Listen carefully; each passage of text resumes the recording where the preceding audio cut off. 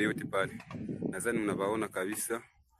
ngira ngo murimo murabona hariya bose aho barimo kugenda bakuramo ibisharagata ba makumyabiri bari mu murabona hariya hose, hariya ni ahantu tumaze kwambura, ni nkambi rwose, ni position ya M23 tumaze kubambura. Harani mu bice byose tumaze gufata, murahabona twebwe turi bazarendo kabisa, twabakuyemo. Aha hose kabisa twabakubise, twabakuyemo. Murimo murabona bango twabagose, turabakubita. Reba na hariya hose bazarendo ntabwo dukina, nta mikino dufite, babarashe kabisa bikomeye cyane. Abangaba nabazarendo bagenzi baje, murimo murabona iriya yose yari defense ya M23 MRDP twirwaneho, nibo hano tumaze kuhabambura. Uzarendo yikomanga mu gatuza avuga ati tumaze kwambura M23 agace ko mu Kivu y'Epfo hariya mu Minembwe. Avuga ati rwose hitwa Iziba, Ruheshe, aho ngaho twari duce ducungamiye umujyi wa Uvira. Ku rundi ruhande abarundi nabo de la plaidoirie qu'il continue à faire pour la mu by'ukuri twaje hano mu rwego rwo kusuhuza cyangwa se kuganira na perezida w'igihugu, kandi tunamushimira perezida Evariste Ndayishimiye bari kudukorera ubuvugizi bukomeye kubwo kubona amahoro mu gice cy'iwacu. Turamushimira rero kuba Uburundi bwabo bwarahagurutse bukahangana n'ibibazo by'amakimbirane ari mu karere k'ibiyaga bigari, by'umwihariko mu burasirazuba bwa Repubulika ya Demokarasi ya Kongo. Twaje hano kumubwira tuti mwarakoze cyane ku bw'ibibazo, kubwo kuba mwaragiye mu nzira ya diplomasi, mwakomeje kunyuramo kugira ngo mushakire amahoro aka karere. Ubwo rero ngira ngo guverinoma y'u Burundi rwose yabaye iya mbere mu gufatanya n'iya Repubulika ya Demokarasi ya Kongo mu gushaka amahoro biciye mu biganiro. Twaje hano rero kugira ngo tunakureho ibyo u Rwanda ruvuga, kugira ngo u Rwanda rukomeza kubwira leta y'u Burundi ko iri gushaka gukora jenoside iwacu mu Minembwe. Twebwe abanyamurenge turi kominote y'abanyekongo, tuba mu by'ukuri mu mahoro, tubana mu mahoro n'izindi kominote. Uyu munsi rero turimo turagerwaho n'ingaruka zo kwifashishwa n'u Rwanda, aho bagerageza kutubwira ngo hari jenoside iri gutegurwa mu Minembwe. Ariko ngira ngo mu Minembwe siho honyine habaho, hari izindi village ziba mu Minembwe kandi tubanye nazo n'abazikomokamo. Ubwo rero aho ngaho mu Minembwe ikibazo dukomeza kwibaza ni ukuvuga ngo kubera iki mukomeza kuvuga ko mu Minembwe hagiye kubera jenoside, nyamara hari izindi village cyangwa se hari utundi duce tugenzurwa n'ingabo z'abarundi ndetse n'aba FRDC ko tutakorwamo jenoside. Kuki muvuga ngo twebwe abanyamurenge tugomba gukorerwa jenoside?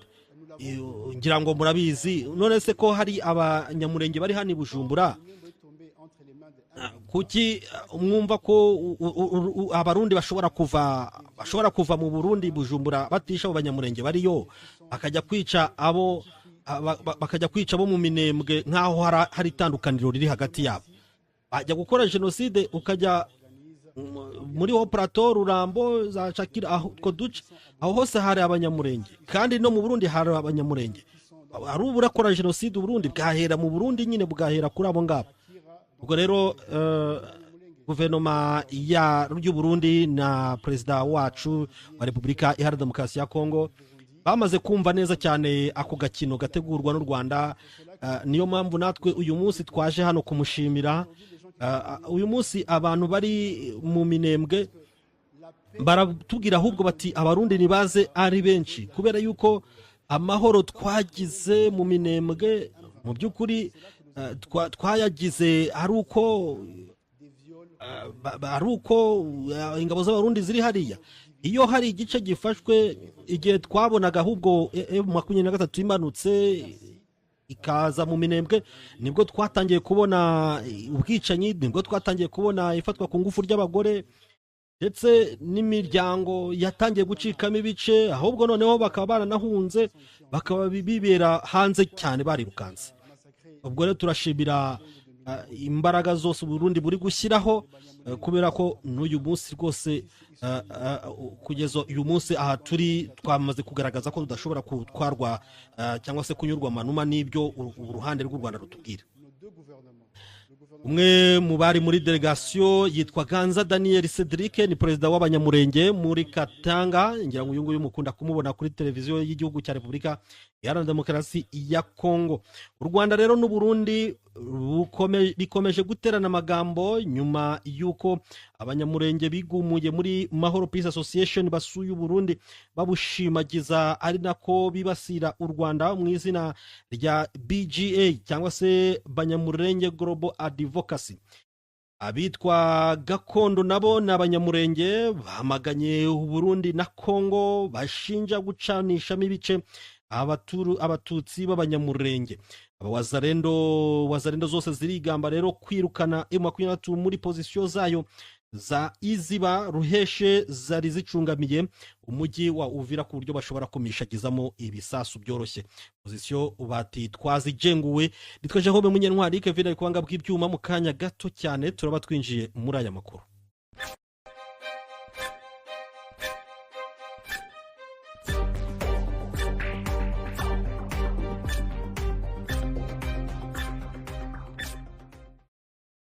Yes, turabakura cyane inshuti bakunzi b'Ibigwi TV, amakuru akomeye ari barana n'umutekano, ubutabera, politike na diplomasi. ngira ngo ibyo byo mumaze kubimenyera ko tuba turi hano muri studio mu masaha nk'aya ngaya kugira ngo byose tubihe umurongo, hanyuma tuganire ari nako dusesengura ese bimeze biteye. turibanda ku burasirazuba bwa Repubulika Iharanira Demokarasi ya Kongo, akarere k'ibiyaga bigari, uburasirazuba bwa Afurika ubwo muri rusange.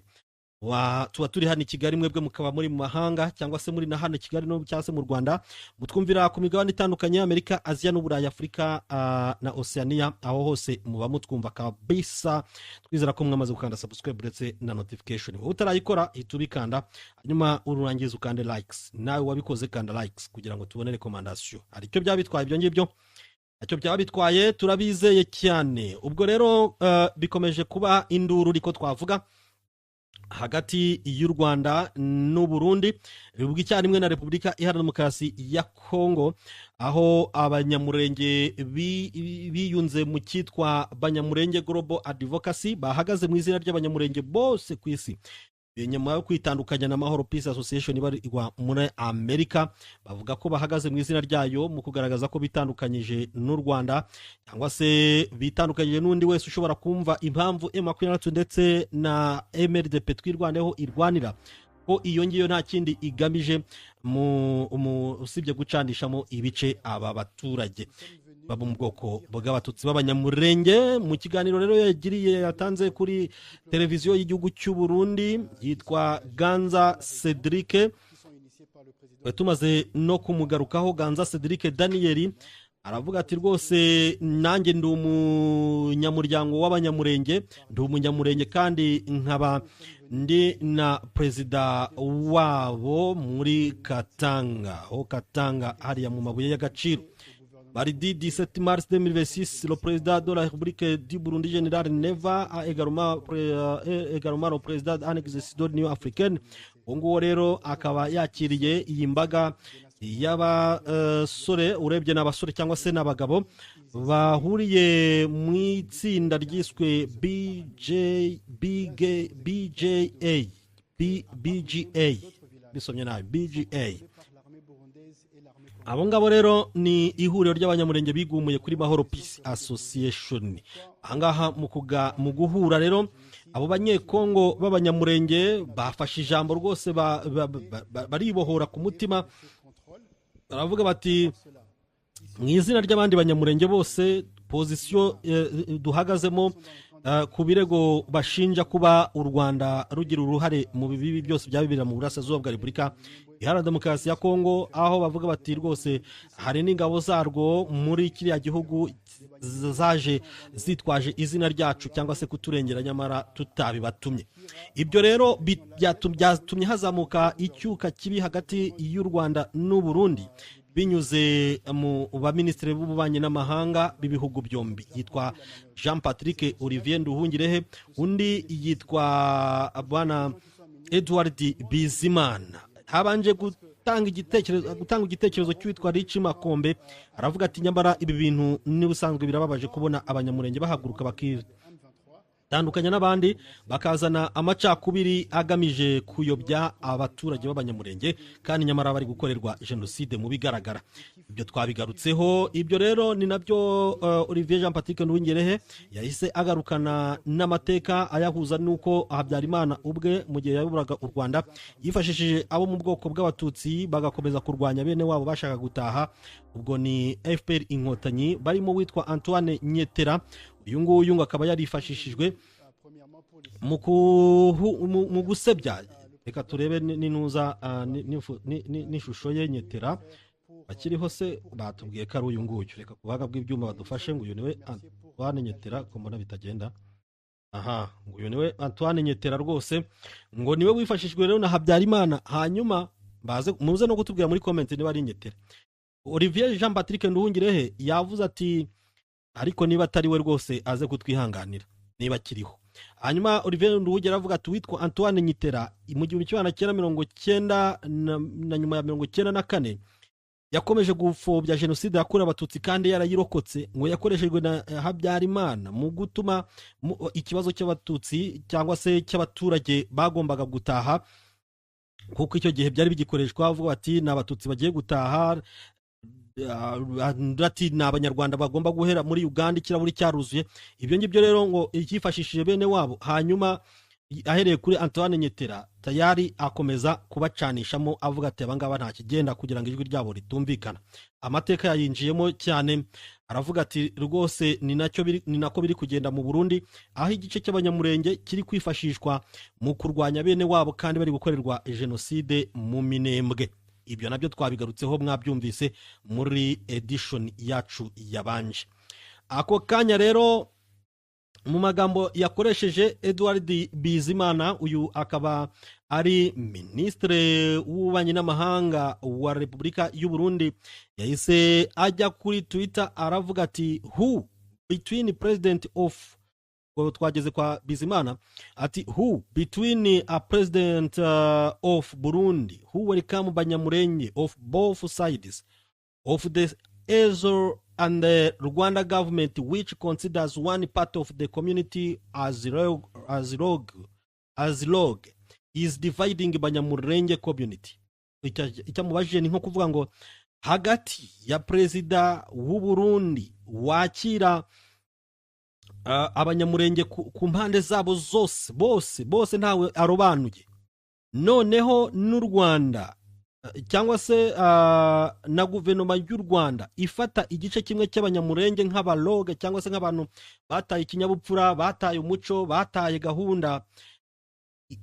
Ni bande hagati ya Burundi n'u Rwanda? Ninde uri gucanishamo cyangwa se uri gucamo ibice abanyamurenge, community y'abanyamurenge?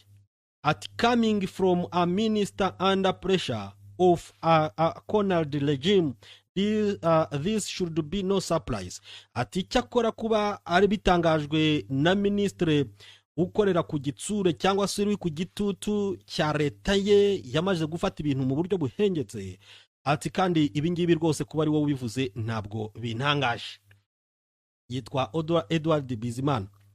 Edward Bizimana ahita yifashisha amafoto atandukanye, cyakora ibingibi ntabwo twari tuzi ko byabayeho cyangwa se twabiherukaga kera. Bizimana yise yifashisha amafoto ya screenshot ya Mahoro Peace Association.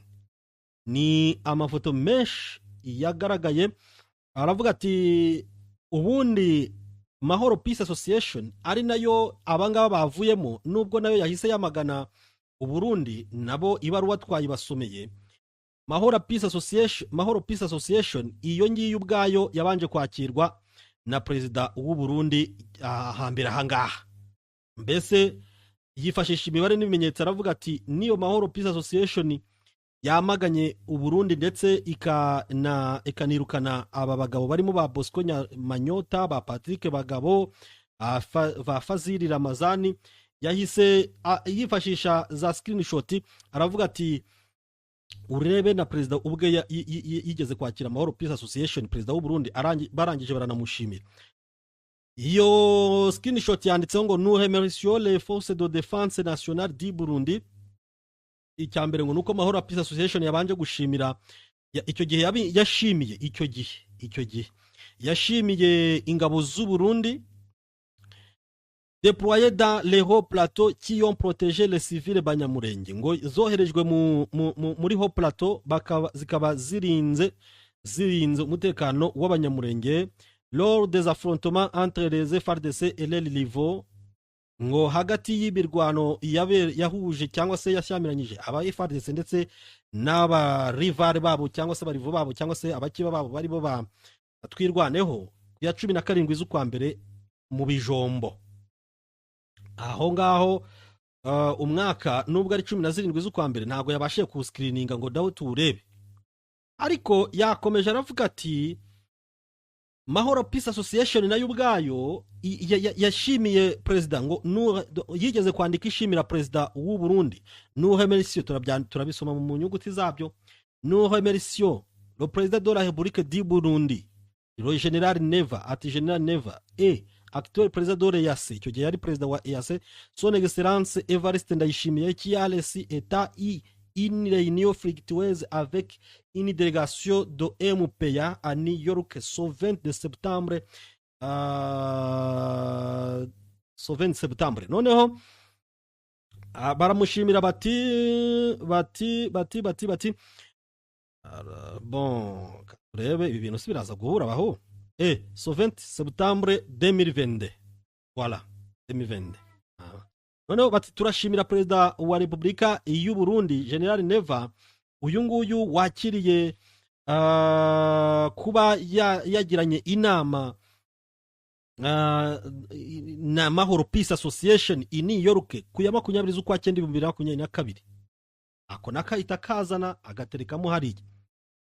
Ibyo ngibyo rero nibyo Edward Bizimana yahereye haravuga ati none ari perezida w'u Burundi ari n'u Rwanda ruvangura rugafata igice kimwe cy'abanyamurenge rukacyita log cyangwa se abantu bataye umutwe b'ikinyabupfura gike bacanganyukiwe, ninde ukwiriye indabyo, ninde ukwiriye kubahwa, ninde ucamo ibice abaturage b'abanyamurenge muri rusange.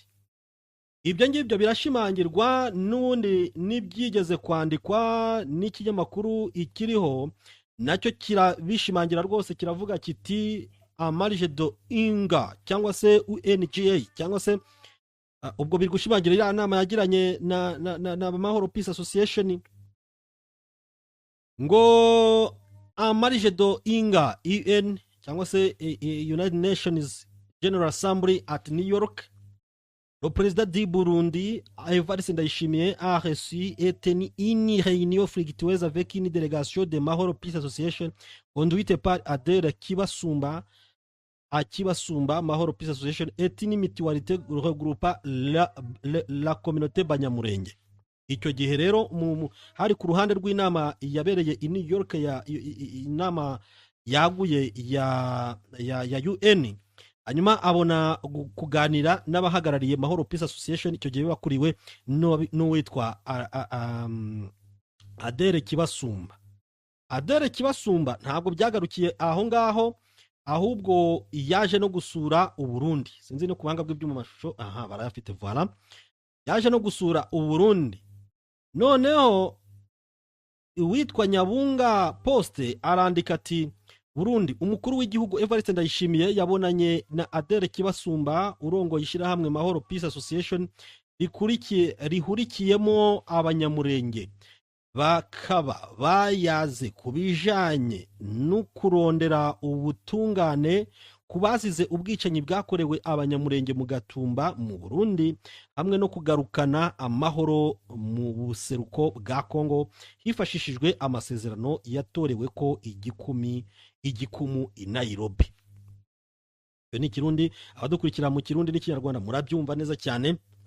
Ariko noneho Adela Kibasumba, uyu musore wundi bari kumwe ntabwo mbashije kumenya niba yari umwungirije cyangwa se ntago mbizi, agisubira muri leta zunze ubumwe za Amerika. Amakuru nakiriye nuko Adela Kibasumba yahise yegura kuri uyu mwanya wa perezida wa Mahoro Peace Association, kubera yuko urumva nyine abagenzi be bahise bamushyira ku gitutu cy'uko yahuye na perezida Evariste Ndayishimiye, General Neva, kandi bamwe batamwemera.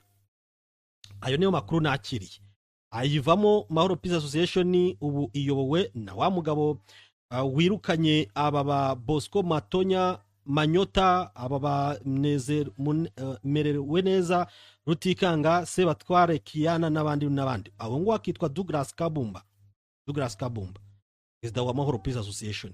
Ibyo bikomeza gusobanura neza cyane ko abo mu bwoko bw'abanyamurenge, abatutsi bo mu bwoko bw'abanyamurenge bakomeje kutumva ibintu kimwe cyangwa se kudashyira hamwe, ku buryo no kugera ku ntego imwe nk'abitsamuye nk'abafunze ipfundo ripfundikanye ubuhanga, kugera ku ntego zabo bizagurana, ku buryo n'abazagira imbaraga bakazigeraho abandi bazibumbamo itsinda rirwanya bagenzi babo. Ibyo ngibyo ntabwo byatungurana mu gihe bari guterana amagambo gutyo. Ubwo rero ibya Olivier Jean Patrick Nduhungire ndetse na Edouard Bizimana ntabwo byarangiriye aho, bitewe n'aba banyamuryango ba Mahoro Peace Association ndetse na Kandebe Banyamurenge wati Banyamurenge Global Advocacy. Ahangaha Edouard Bizimana yigeze kwandika ati tout ce que je sais c'est qu'il m'a guéri et m'a améhana la vie. Ati icyo nzi cyo nuko yankijije iki, ubwo ni Imana wenda ikimbona, ikindabukwa yarankijije. Kadusipoze karuko nguko ubi wabisobanura. Noneho ni nyandiko ye tuyiyegereze kuko ndabona ari ntoya.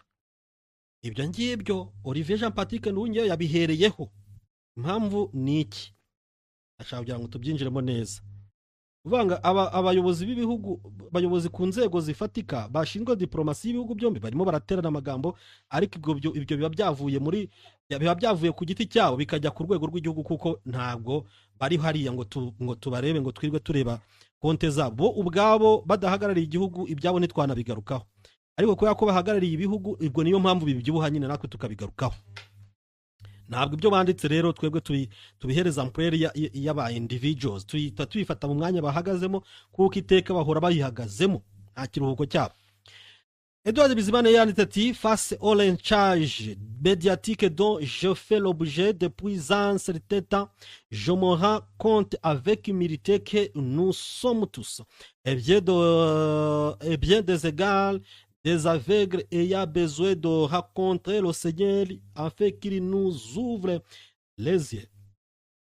Ati ukurikije uko rwose wabonaga ko bambagisha bashaka kunyica rwose mu itangazamakuru, wabonaga neza cyane ko banyibasira bikomeye cyane mu gihe gitoya.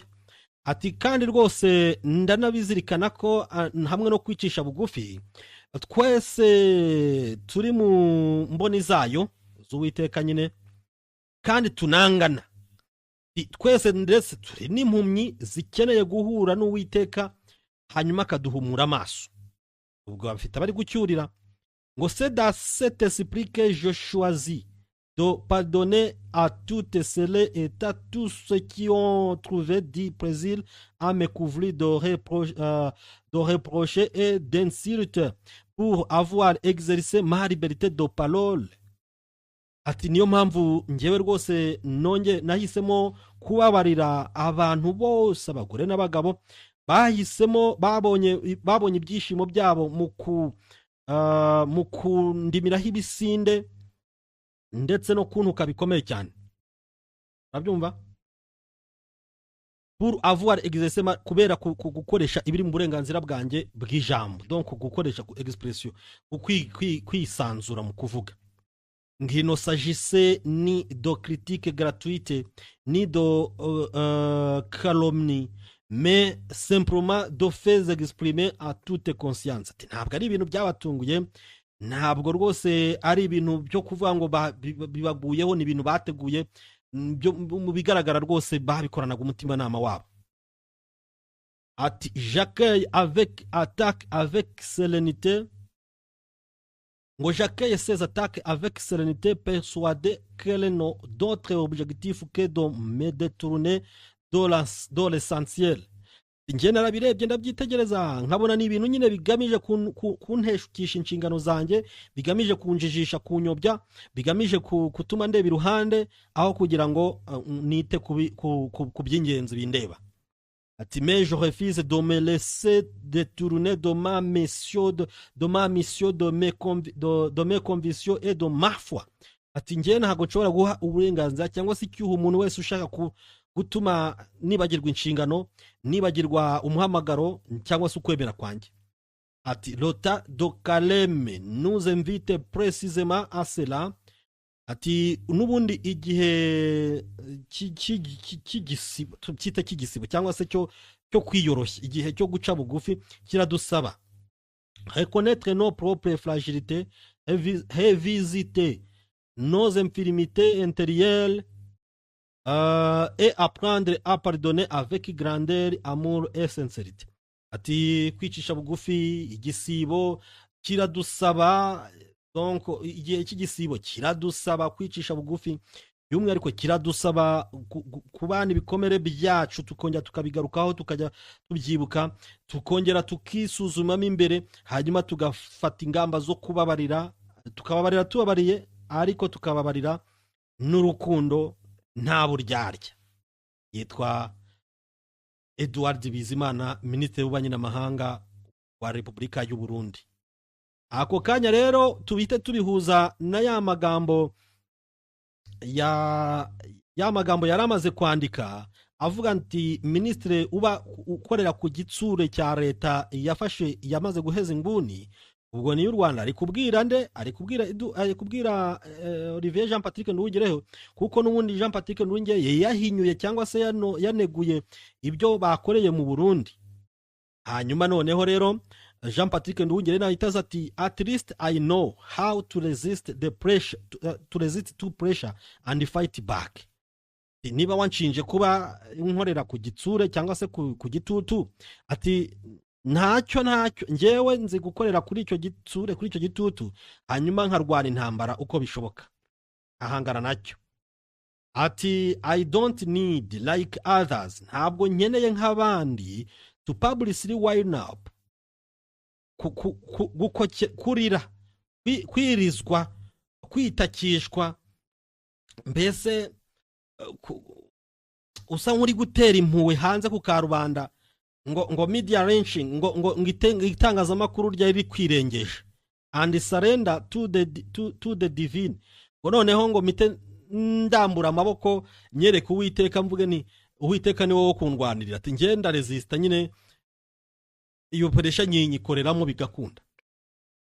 Urumva arangije ati to the divine, only after few months in office, ngo noneho ntangire kukokereza ngongera nitakishwa kandi ntatinze mu biro. Ubwo urukumva ari kubwira Edouard Bizimana kubera ko ntabwo amaze igihe kinini nyarageze muri diplomasi y'u Burundi. Yasimbuye umugabo witwa ndamwibagiwe nawe, ariko ahora hafi ndamuzi cyane. Uyu mugabo yitwa reka nze murebe, ntabwo ndabizi, ntabwo ajya kure. Shingiro Albert Shingiro yasimbuye umugabo witwa Albert Shingiro. Urumva Albert Shingiro agabateranya amagambo bikomeye cyane. Yasimbuye Albert Shingiro. Noneho Olivier Jean Patrick Nduhungirehe ahita amubwira ati, reka tubigarukeho neza gatoya, ati only after few months in office, not to mention awkwardly antagonizing my predecessor over gutters. Ati none ati umaze igihe gito mu biro uri kwitakishwa ngo mbakwatatse. Ati njyewe nirinze noneho no kugarura ko wigeze kwibasira uwagusimbuye. Ubwo nicyo bishatse kuvuga, ari kubyerekeza, ariko ari kuvuga Edouard.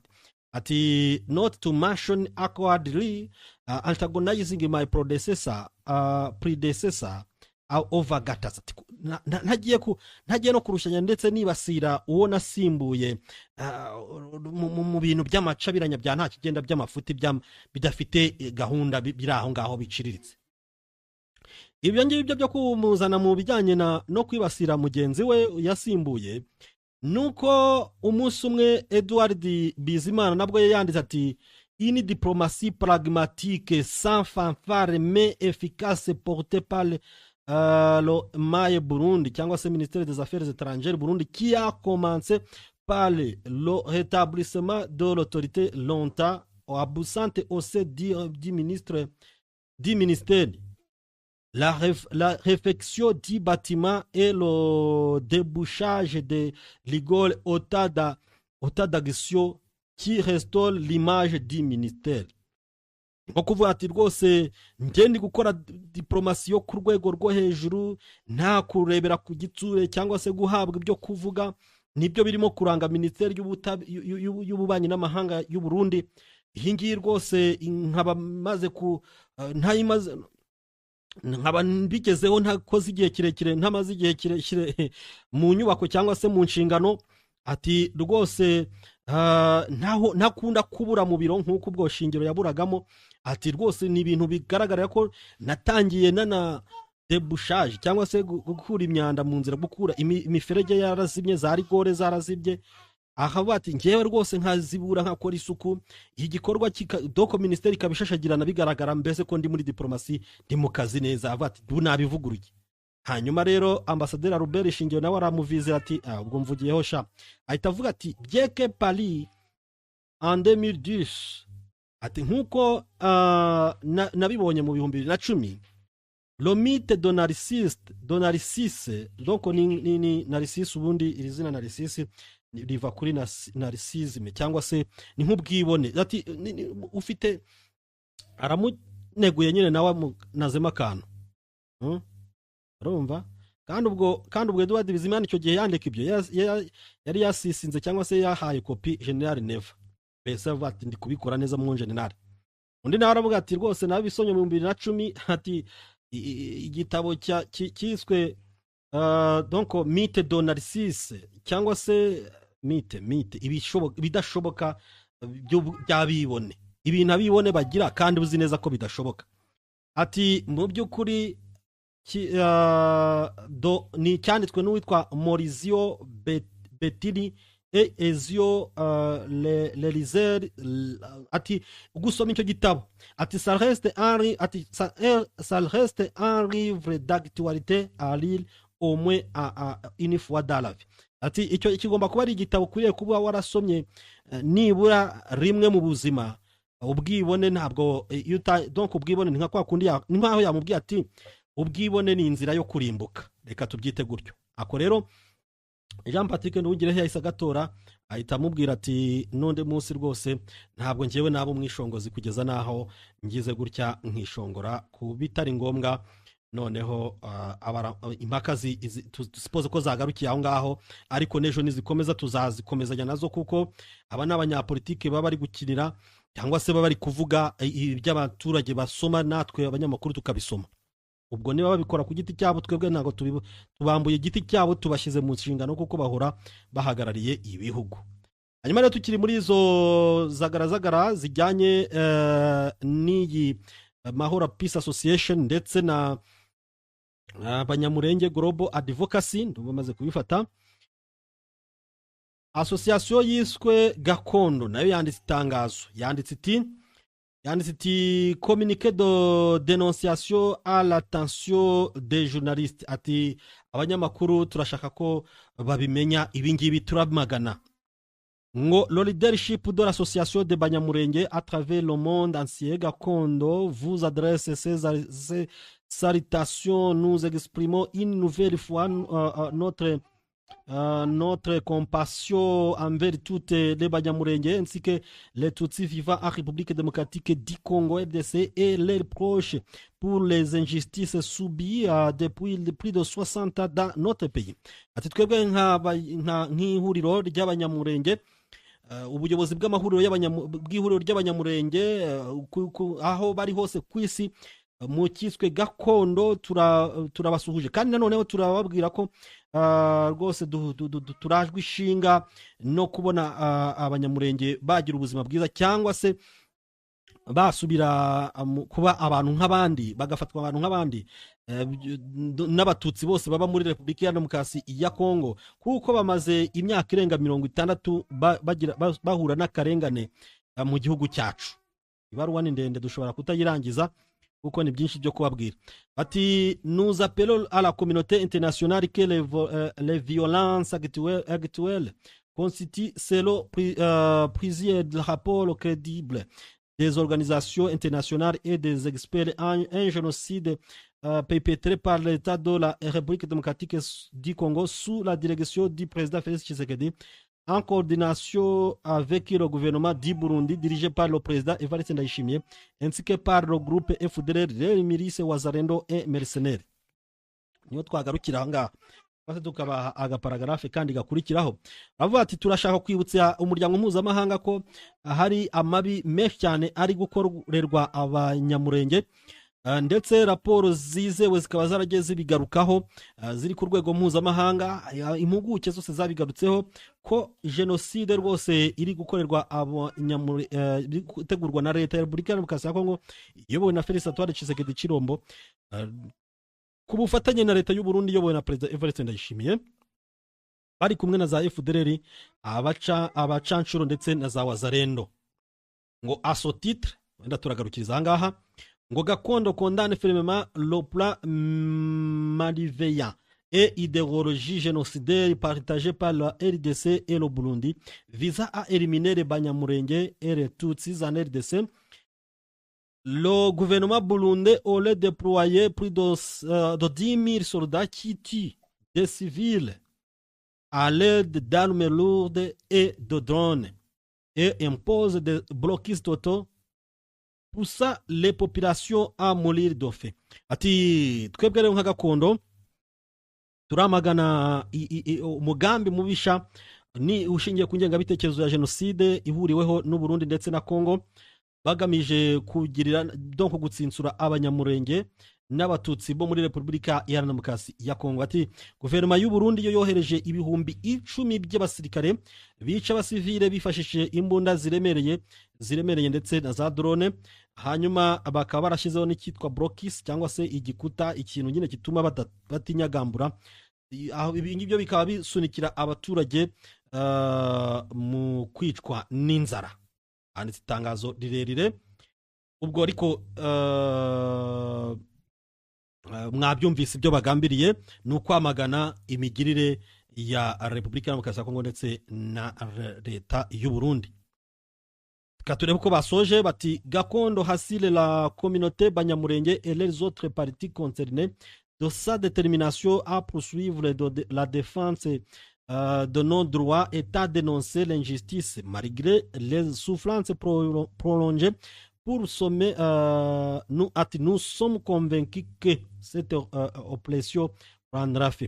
Twebwe nka Gakondo turabwira abanyamurenge bose communauté zose aho ziri ngo ndetse d'autres parties et les autres n'abandi bose bashobora kwibasirwa ko duhagurutse twiyemeje kurwana ku burenganzira bwacu twanga akarengane nubwo tubabajwe kandi kaba hashize igihe ariko byanze bikunze turabizi neza cyane ko ako kababaro kazarangira. Nous demandons également aux utilisateurs des réseaux sociaux en cette période où un génocide est en cours d'employer les plateformes de manière responsable en agissant ensemble et en solidarité. Nous pourrons résister et vaincre l'ennemi. Ati turasaba abantu bose bakoresha imbuga nkoranyambaga muri iki gihe ubona ko genocide irimo gutegurwa gukoresha izo platforme mu buryo bwemewe, gukoresha mu buryo nyine butenyegeza umuriro. Hanyuma rero tugahagurukira icyarimwe kandi icyarimwe dufatanyije byanze bikunze tuzatsinda umwanzi.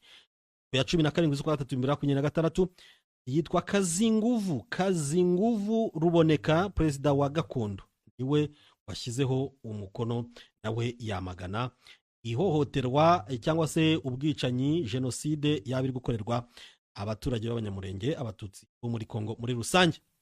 Ubwo rero murabyumvise neza cyane ko bisa nkaho byahinduye isura hagati ya diplomasi z'ibihugu byombi.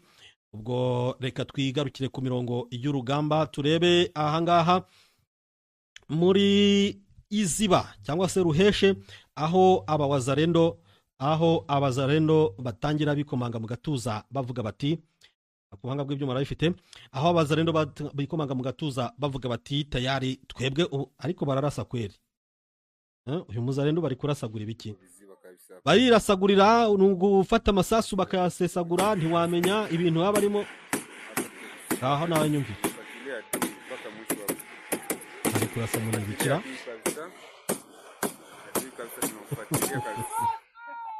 kumuzarendo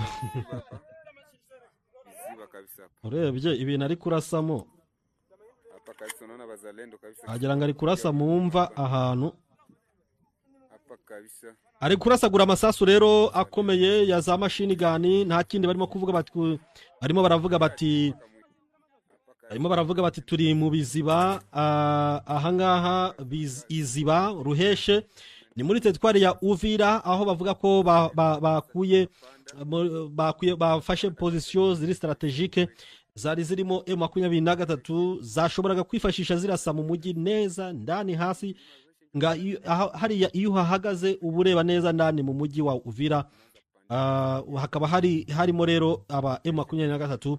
Ubu ngubu hakaba harimo haragenzurwa na wazarendo. Bavuga bati rwose dore bazarendo barimo barazamuka imisozi bapanda bagenda bakuramo aba M23 birukanse, kandi ubwo nako bavuga bati bari kumwe n'ingabo z'u Rwanda ariko twabarasheho za drone, twabarasheho za makompora, bahise birukanka cyane. Ariko tekereza abantu barwana bambaye civile, ariko kandi urebye ahangaha uhitegereje neza ubona ko ari inkambi yari imaze igihe babamo, ariko bakaba bamaze akanya bayivuyemo, bamaze nk'icyumweru bayivuyemo.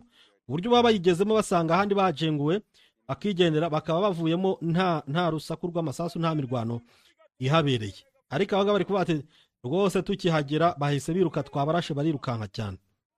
Turabona hano twahafashe ngabo ku gasozi ngo ka Iziba. Nuko biba bimeze rero, bari kwikomanga mu gatuza. Nuko bimeze, ni ikibazo gikomeye cyane. Corneille Nangaa abe ari we cyangwa se atari we, ariko byanditswe mu izina rye, aravuga ati l'ARC cyangwa se Armée Révolutionnaire Congolaise n'a plus lié à prouver. Ati ntabwo twebwe dufite ibyo kwemeza cyangwa se ntacyo kongera kwemeza ngo cyangwa se kubemeza. Ati sa puissance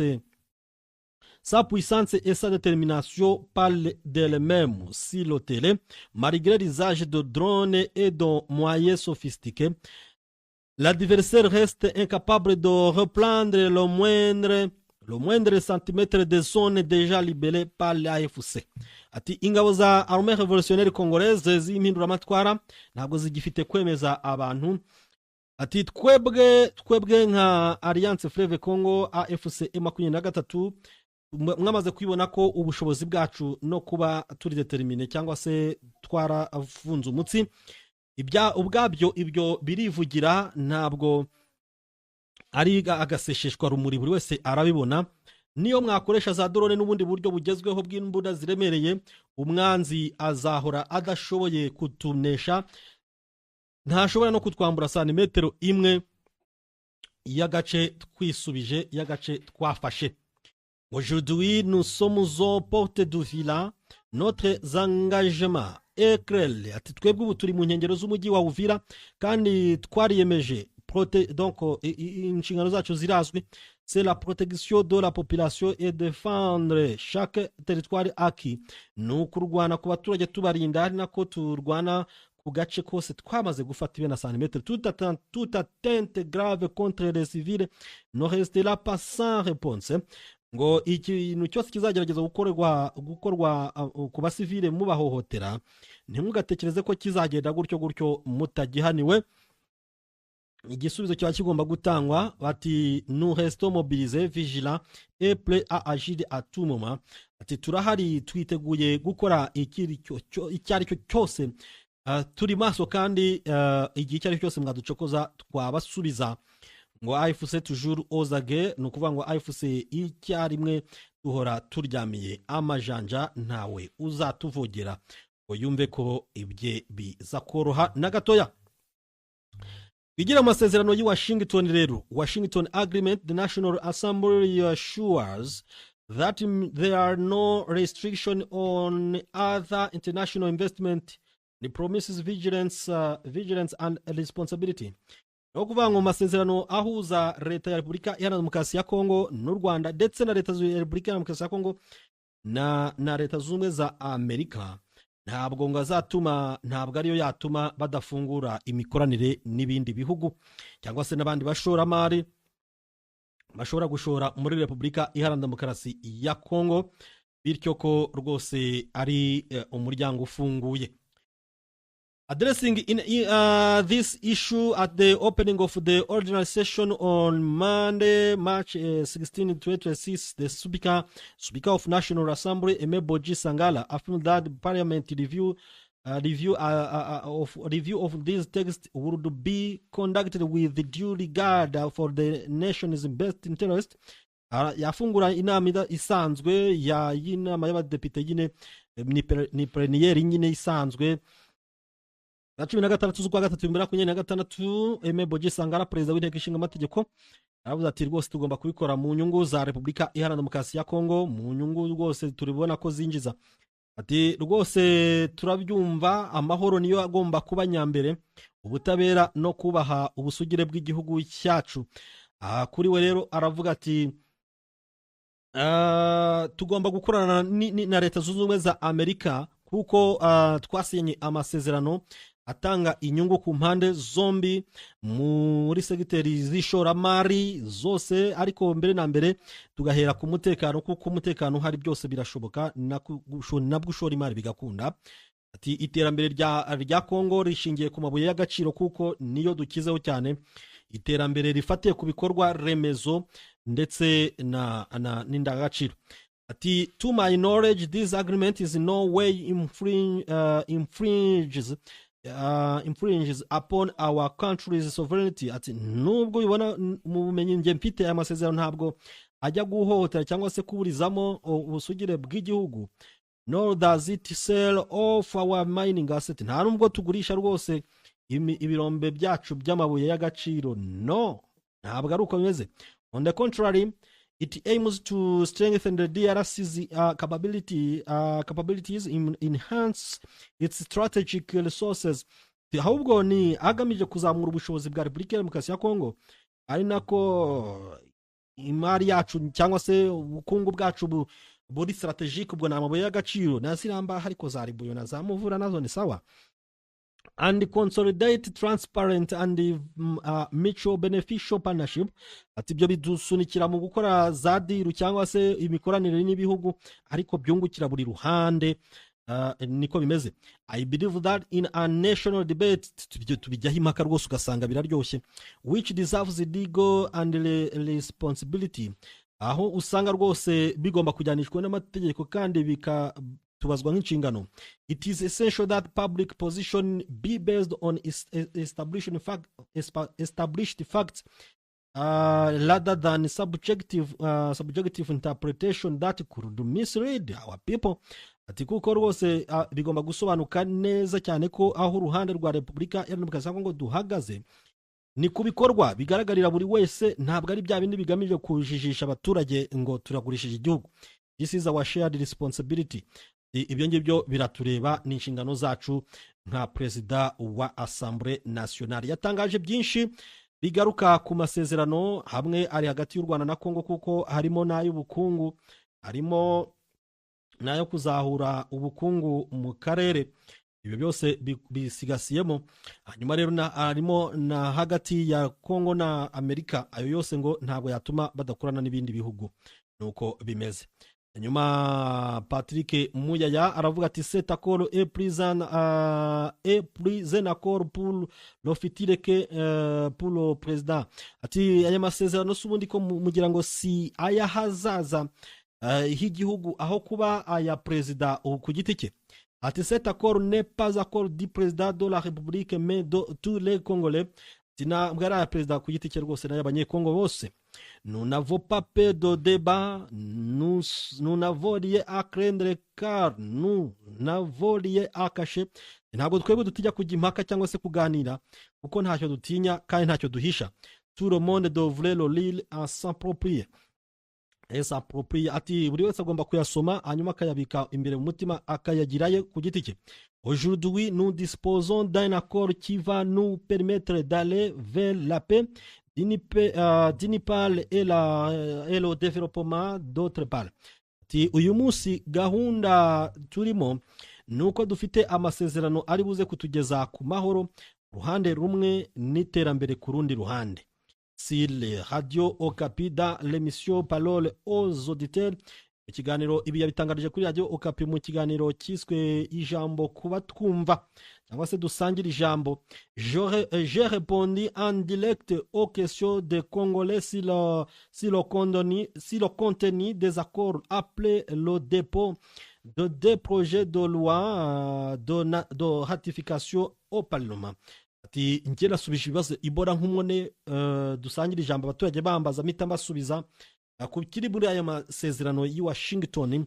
Ati kuko rwose twamaze kuyaratifiya cyangwa se kuyashyiraho umukono mu nteko ishinga amategeko aremewe neza cyane. Ibi ngibi tuzabigarukaho muri rusange.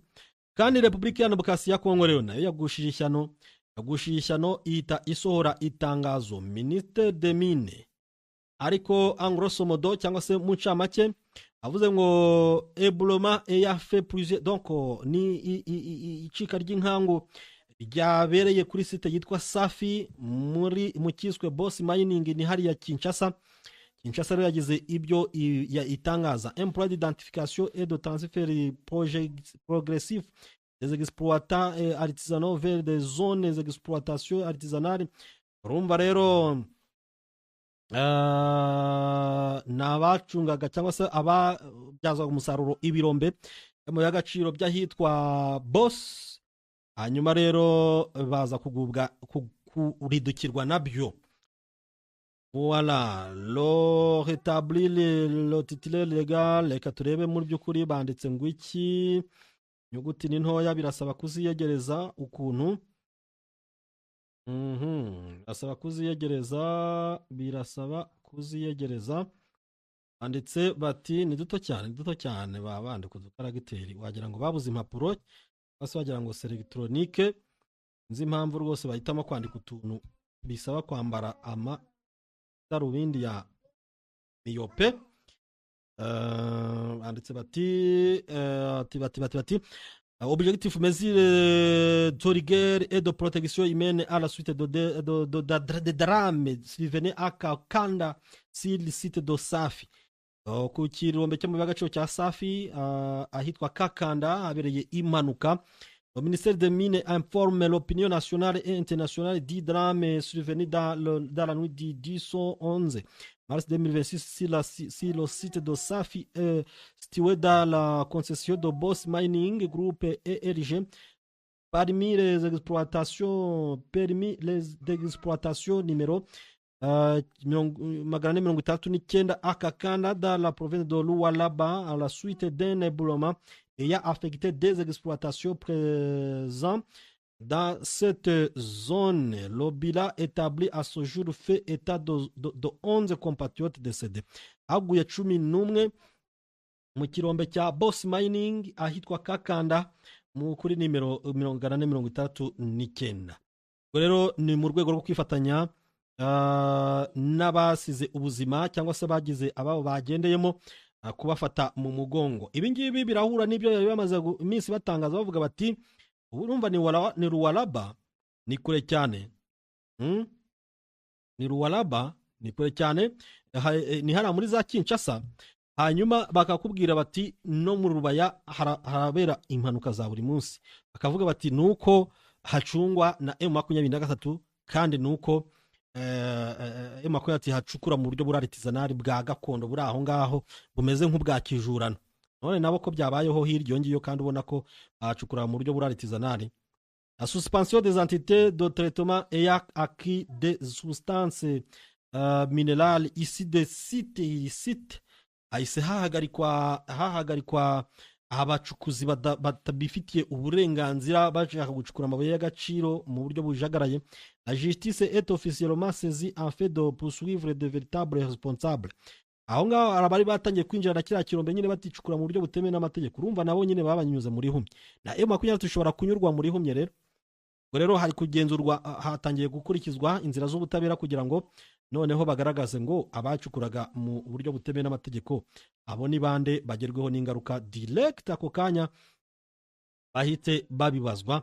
uko nguko biba bimeze. Hanyuma rero turababwira ko uwitwa Emmanuel Ramazani Shadari uyu nguyu yajyanwe kwa muganga ikitaraganya mu buryo buhangayikishije. Emmanuel Shadari akaba ari umunyamabanga mukuru umunyamabanga uhoraho wa Parti du Peuple pour la Reconstruction et la Démocratie PPRD, ni irya Joseph Kabila Kabange, ubumba mwibagiwe nte. Emmanuel Shadari rero akaba yajyanwe mu bitaro byihutirwa HJ, ubwo ibyo bitaro nibyo yajyanwemo, dans un état de santé jugé préoccupant, arembye cyane nkuko amakuru atugeraho abitangaza. Uyu nguyu yatawe muri yombi mu kwa 12 ku mwaka ushize n'akanama k'igihugu gashinzwe cyber defense, kakandi kaboreza igufa bikomeye cyane kitwa CNC, bakunze kugaragaza ko rwose kanafata abantu kakabica urubozo kurenza n'izindi nzego zo muri Repubulika Iharanira Demokarasi ya Kongo. Kandi umvise ngo ni Conseil National de Cyber Defense, bakumva ko gakoresha ikoranabuhanga gusa mu kurwanya ibyaha by'ikoranabuhanga, bakundi ama email ibiki cyangwa kwiba amabanke bene abo ngabo. Shadari rero nka secrétaire wa PPRD ya Joseph Kabila Kabange ntiwakumva ikintu yaba yarazize kugira ngo ajyanwe ahantu uborezwa igufa. Shadari est maintenu dans des conditions d'isolement sévère. Uyu Shadari rwose ari mu bwigunge bukomeye cyane, baramujyanye baramungeta bikomeye cyane. Selon la même source, son épouse est autorisée à lui rendre visite. Ngo umugore we wenyine niwe ushobora kumusura wenyine en réseau d'une séance de 15 minutes maximum. Hanyuma bakamarana iminota 15 yonyine, banatera n'akabariro di. Ngo chaque samedi à partir de 20h, ngo buri wa gatandatu uhereye saa 2 à chaque visite, ngo amusura buri wa gatandatu uhereye saa 2 ubwo zamanywe. À chaque visite, le conjoint dit détenu se voit imposer le port d'un cagoule de son arrivée au siège de DCNC. Ngo buri uko aje kumusura uyu mugore asabwa kuzana icyo bita kagure ntabwo nzi cyari cyo. Hanyuma rero akakizana kuri ni nk'ibyo kwisegura cyangwa se ibyo kuryamira, akakizana kuri siège ya CNC. En fait de lui dissimuler le trajet jusqu'au lieu de détention, le lieu de résidence de Shadari serait changé après chaque visite. Hanyuma kugira ngo badashobora kumenya ngo aherereye hafungiwe hehe, abandi bariko kagure icyari cyo, kugira ngo batamenya ngo aryamye hehe, ari hehe, afungiwe hehe. Buri uko umugore amaze kumusura bahita bamuhindurira position ako kanya.